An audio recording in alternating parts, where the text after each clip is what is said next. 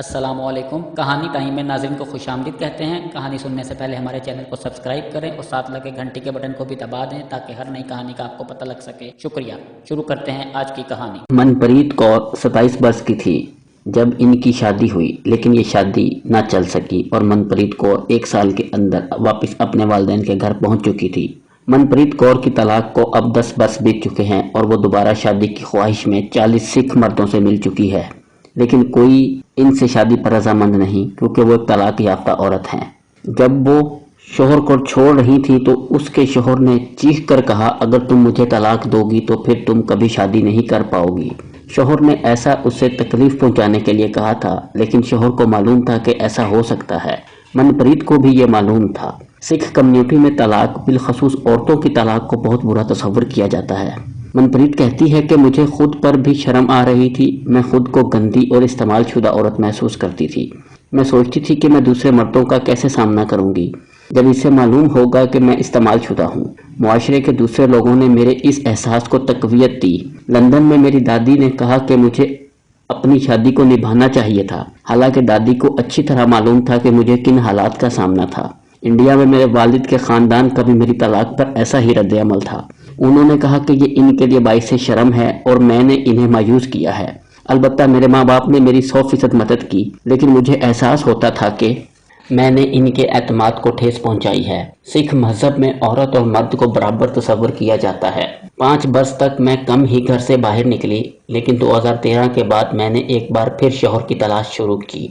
जब मैं लोगों से कहती हूँ कि मेरे लिए कोई रिश्ता तलाश करें तो वो खुशी खुशी हामी भर लेते हैं और सवालात करने लगते हैं कि मेरी उम्र कितनी है, मैं कहाँ रहती हूँ, कहाँ काम किया है।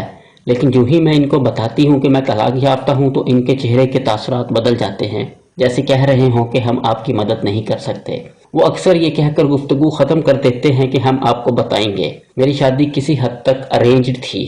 लोग मुझे कहते हैं कि मैं बूढ़ी हो रही हूँ और मुझ पर दबाव डालते, लिहाजा मैंने साउथ हाल के एक गुरुद्वारा की शादी रजिस्टर में नाम लिखवाया था।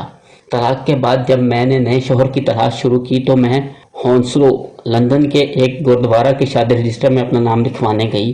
मुझे मालूम था कि गुरुद्वारा मुझे अपनी ज़ात के मर्दों से ही मेरा तारुफ करवाएगा। हालांकि ज़ात मेरे लिए ज़्यादा अहमियत नहीं रखती थी, लेकिन जिस चीज़ का मुझे अंदाज़ा नहीं था कि मेरा सिर्फ तलाक याफ्ता मर्दों से ही तारुफ करवाया जाएगा। जो ही गुरुद्वारा रज़ाकार ने मेरी मालूमात देखी तो मुझे कहा, ये 2 तलाक याफ्ता हैं, ये आपके लिए मुनासिब है।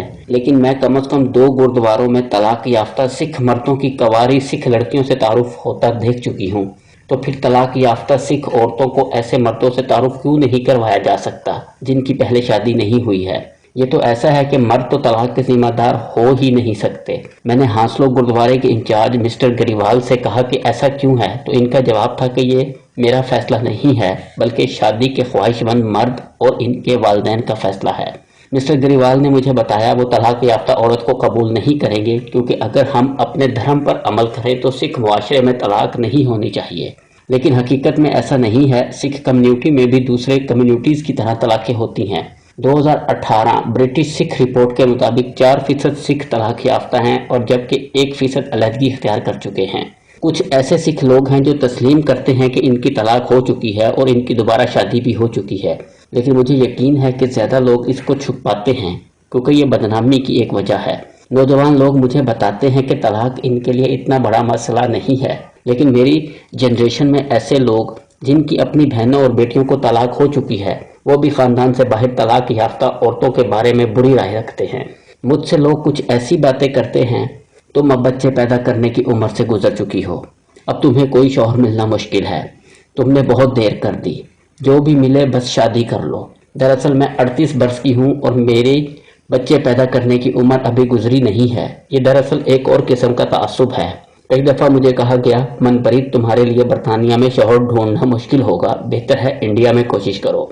जब एक बार मेरी माँ ने अपनी दोस्त के बेटे से मेरे रिश्ते के हवाले से बात की तो उन्होंने मेरी माँ को कहा, तुम्हारी बेटी एक खुर्जज़दा कार की मांद है।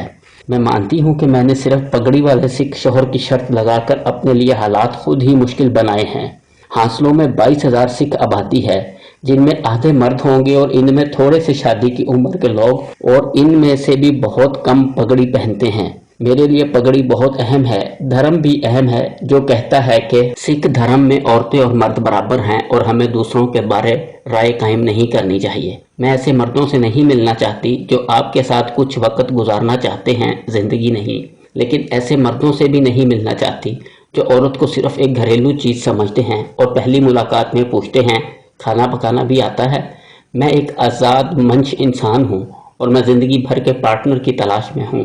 गुज़िश्ता माह भी एक दोस्त की वसातत से मेरी एक शख्स से मुलाकात हुई। ये भी पुरानी कहानी साबित हुई। इसने कहा कि मुझे तलाक याफ्ता औरत में दिलचस्पी नहीं है। वो खुद 40 बरस का था, लेकिन वो ऐसी औरत की तलाश में है जिसका कोई माजी ना हो। मैंने पिछले 10 बरसों में 40 के करीब मर्दों से मिलने के बाद ये सोचना शुरू कर दिया है कि मैं बगैर पकड़ी वाले सिख, हत्ता के गैर सिख शोहर को भी कबूल कर सकती हूँ। मेरी कई दोस्त पहले ही ये कदम उठा चुकी हैं। अब मैं इस उम्मीद पर अपनी कहानी बयान कर रही हूँ कि मैं तलाक की बदनामी ख़त्म करने में मदद करना चाहती हूँ।